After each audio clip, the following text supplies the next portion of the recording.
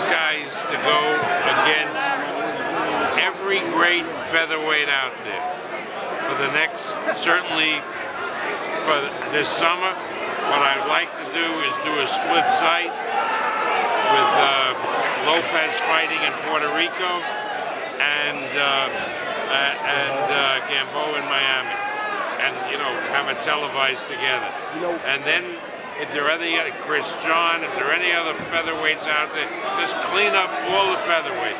And then when everybody is panting about these guys, do a big blowout kind of show. I mean, I owe it. I promote both of them. I owe it to them to make the biggest possible show, which translates to them the biggest amount of money that they can make, and then we'll see who's better. But I'm not going to rush it. I'm not going to rush it because I can build it like a son of a gun. And if it means taking like 2011, the summer of 2011, spring, believe me, with all the Cubans that live in Union City and all the Puerto Ricans, putting it in the new Meadowlands Stadium that Steve Tisch wants a big fight, that would be the big fight. What month Bob, is the next event between these two? Well, I'm going to talk to HBO, and hopefully in May or June, something like that. So Bob, you're saying if all goes to plan, everything goes... Excuse me? If you say if everything goes into plan, you're saying summer 2011 medal? I don't know. Let's see. Let's see if there's any featherweights left standing. I want to wipe out all the featherweight, so everybody says, hey, there ain't nobody left except these two guys. Hey, Bob, it's a hell of a fight. What? I mean, it's a hell of a fight if they fight each other. It's a great fight, but it's got to be a fight where even though they're 126 pounders, that they really make a shitload of money. That's really where it's at.